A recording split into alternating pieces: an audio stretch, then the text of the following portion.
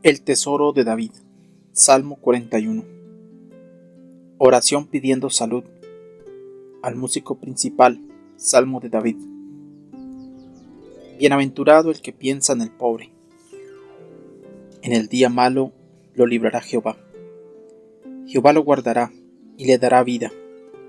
Será bienaventurado en la tierra, y no lo entregarás a la voluntad de sus enemigos. Jehová lo sustentará sobre el lecho del dolor. Mullirás toda su cama en su enfermedad. Yo dije: Jehová, ten misericordia de mí, sana mi alma, porque contra ti he pecado. Mis enemigos dicen mal de mí, preguntando: ¿cuándo morirá y perecerá su nombre? Y si vienen a verme, hablan mentira. Su corazón recoge para sí iniquidad, y al salir fuera la divulgan. Reunidos murmuran contra mí todos los que me aborrecen. Contra mí piensan mal, diciendo de mí: cosa pestilencial se ha apoderado de él, y el que cayó en cama no volverá a levantarse. Aun el hombre de mi paz, en quien yo confiaba, el que de mi pan comía, alzó contra mí el calcañar. Mas tú, Jehová, ten misericordia de mí, y hazme levantar, y les daré el pago. En esto conoceré que te he agradado, que mi enemigo no se huelgue de mí. En cuanto a mí, en mi integridad me has sustentado, y me has hecho estar delante de ti para siempre. Bendito sea Jehová, el Dios de Israel, por los siglos de los siglos. Amén y amén. El gran tema de este salmo es evidentemente Jesucristo traicionado por Judas Iscariote, pero no creemos que sea el exclusivo. Él es el antitipo de David, y todos los suyos son en cierta medida como él, por lo que las palabras atribuidas al gran representante son aplicables a todos los que están en él. Los que reciben oprobio como recompensa de su bondad hacia los demás pueden leer este salmo con mucho consuelo, porque verán que, por desgracia, es común para el mejor de los hombres el ser recompensado con crueldad y desprecio por su caridad. Y cuando han sido humillados por haber caído en el pecado, se ha sacado partido de su condición abatida, se han olvidado sus buenos hechos y se les ha mostrado el vilipendio más ruin. Versículo 1. Bienaventurado el que se preocupa del pobre. Todos aquellos que han sido participantes de la gracia divina reciben una naturaleza más tierna y no se endurecen contra los de su propia sangre y carne. Adoptan la causa de los humildes y dirigen su mente con tesón al fomento de su bienestar. No les echan una moneda al pasar, sino que inquieren en sus aflicciones, disciernen sus causas, estudian los mejores métodos de aliviarlos y prácticamente acuden a rescatarlos. Charles Spurgeon. No hablamos ya de los pobres del mundo en común ni de los pobres santos en particular, sino de una persona pobre específica, porque la palabra está en número singular y designa a nuestro Señor Jesucristo, que en el último versículo del salmo precedente se dice que fue pobre y necesitado. John Hill. El dar dinero no es toda la obra y labor de benevolencia. Has de ir al enfermo en su cama, has de darle la mano para ayudarle. Esta es la bondad verdadera y sencilla. De un sermón de Thomas Chalmers. Un noble piamontés a quien conocí en Turín me contó la siguiente historia. Yo estaba cansado de la vida y después de un día espantoso que ni quiero recordar, salí corriendo a la calle en dirección al río cuando de repente me dieron un tirón de la capa. Me volví y vi a un niño pequeño que la había agarrado y ansiosamente procuraba llamar mi atención. Su mirada y su actitud eran irresistibles. También lo fue la lección que aprendí. Somos 6 hermanos y nos estamos muriendo de hambre. ¿Por qué no he de aliviar a estos desgraciados?, pensé. Tengo los medios y no tardaré más que unos minutos. Pero es igual si tardo más. La escena de miseria a la que me condujo era indescriptible. Les tiré la bolsa y su explosión de gratitud me dejó anonadado. Llenó mis ojos de lágrimas. Fue un bálsamo para mi corazón. Volveré mañana, les grité. Necio, ¿y tú pensabas dejar un mundo donde se pueden tener satisfacciones de este tipo por tan poco? Samuel Rogers en Italia. Qué necios son los que temen perder sus riquezas al darlas y no temen perderse ellos mismos al conservarlas. El que encierra su oro puede ser un buen carcelero, pero el que lo desparrama es un buen mayordomo. Haz bien mientras tengas oportunidad de hacerlo. Alivia al oprimido y ayuda al huérfano en tanto que tienes tu hacienda en la mano. Cuando estés muerto, tus riquezas pasarán a otros. Una lámpara que uno lleva mirando hacia adelante es mucho más útil que 20 hacia atrás. En tu compasión por los necesitados o para otros usos piadosos, que tus manos sean los ejecutores y tus ojos los inspectores. Francis Dragworth en un sermón. En el día malo lo librará Jehová. La promesa no es que el santo generoso no tendrá tribulaciones, sino que será preservado en ellas y a su debido tiempo se le librará. Qué verdadero fue esto en el caso de nuestro Señor. Nunca hubo aflicción más profunda ni triunfo más brillante que el suyo, y gloria sea su nombre. Él garantiza la victoria final a todos aquellos a quienes ha comprado con su sangre. El egoísmo lleva consigo una maldición, es un cáncer en el corazón, en tanto que la generosidad es felicidad y forma tuétano en los huesos. En los días oscuros no podemos reposar en el supuesto mérito de la limosna, pero con todo la música de la memoria trae consigo no poco solaz cuando cuenta de viudas y huérfanos a quienes hemos socorrido y presos y enfermos a quienes hemos ministrado. Charles Spurgeon. Versículo 1 y 5. El que considera. Mis enemigos. Strigelius ha observado que hay una antítesis perpetua en este salmo entre los pocos que tienen la debida consideración de los pobres en espíritu y los muchos que los afligen o abandonan. W. Wilson. Versículo 2. Jehová lo guardará y le dará vida. El avaro no es útil hasta que ha muerto. Que muera. El justo, como el buey, es útil toda su vida. Que viva. Será bienaventurado en la tierra. Habla un hombre, un verdadero enigma, porque cuanto más daba, más tenía. Versículo 3. Jehová lo sustentará sobre el lecho del dolor. Los brazos eternos sostendrán su alma. Como manos amigas y almohadas blandas apoyarán su cuerpo enfermo. Qué tierna y amorosa es esta imagen.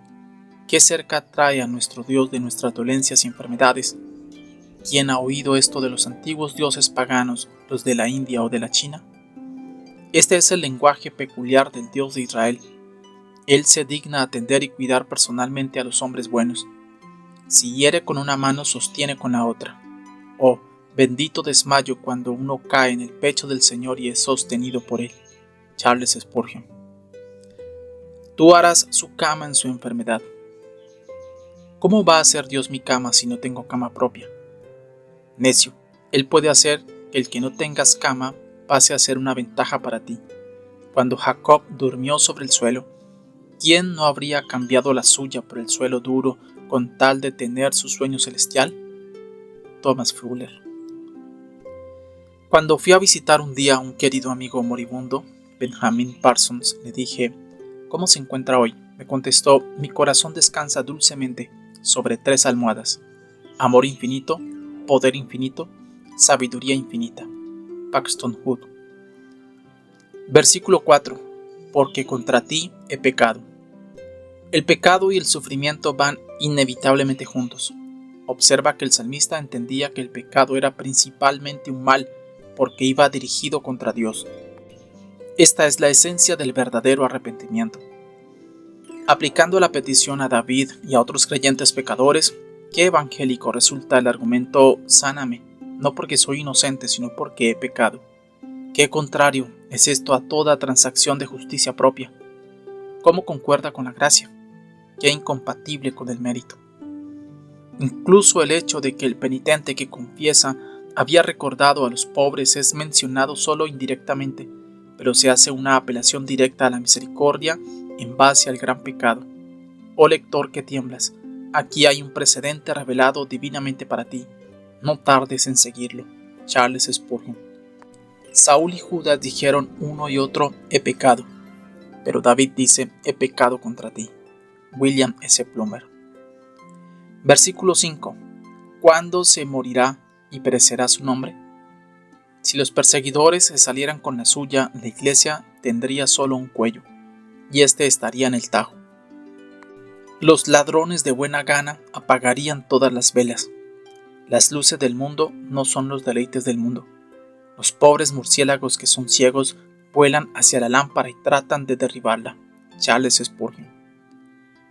Es el nombre, el carácter y los privilegios de los verdaderos siervos de Dios lo que provoca el odio de los impíos, y de buena gana extirparían a Dios de su vista. W. Wilson. Versículo 6. Y si vienen a verme, hablan mentira. Sus visitas de simpatía son una farsa. Cuando la zorra visita al cordero enfermo, sus palabras son blandas, pero se lame el hocico pensando en su cadáver. Su corazón repleto de iniquidad. A cada cual lo suyo. El pájaro hace su nido de plumas. De las flores más dulces el químico puede destilar veneno, y de los actos y palabras más puras la malicia puede hallar base para informes calumniosos. Es maravilloso comprobar cómo el odio teje su telaraña sin material alguno. Charles Spurgeon. Recuerdo un pequeño apólogo de cuenta Bromyard. Un pajarero, una fría mañana, habiendo cazado muchos pájaros que había estado esperando mucho tiempo, empezó a recoger sus redes, cortando la cabeza a los pájaros y poniéndolos en el suelo unos junto a otros. Desde un arbusto, un tordo vio que por sus mejillas resbalaban unas lágrimas, debidas sin duda al frío extremo reinante, y dijo a su madre que el hombre era compasivo, pues lloraba amargamente por la calamidad cometida contra los pájaros.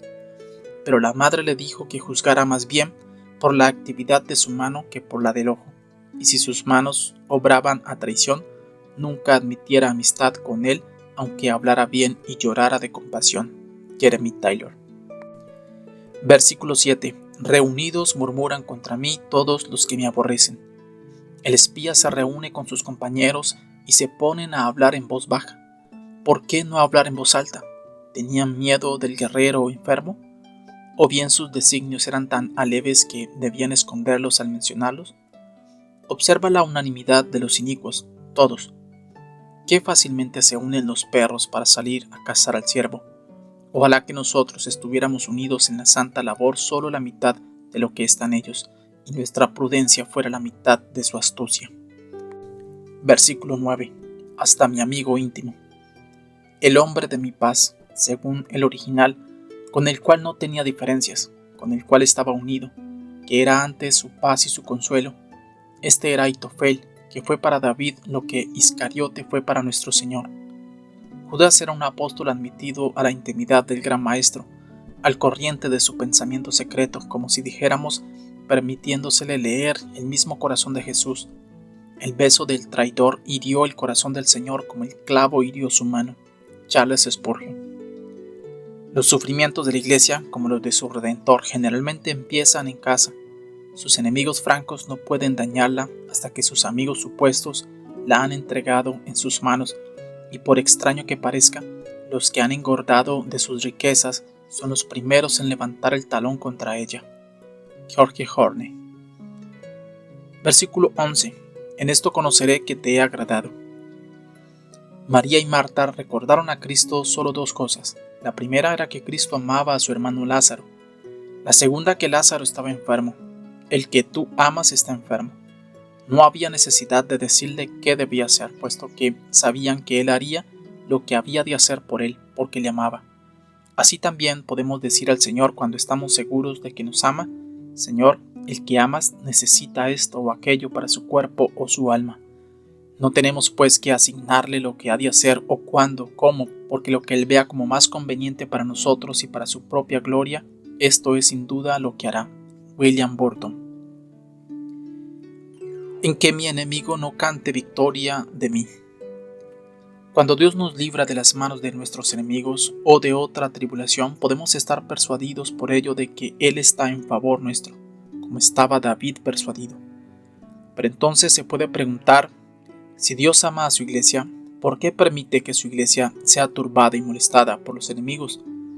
La razón es esta, porque por este medio su amor puede hacerse más manifiesto al salvarlos y librarlos, porque así como un amigo seguro no es probado hasta el tiempo de la necesidad, del mismo modo la bondad y amor de Dios nunca serán tan bien percibidos como cuando nos ayuda en momentos en que nosotros no podemos hacer nada por nosotros mismos.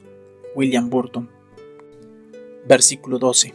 En cuanto a mí, me sustentas en mi integridad.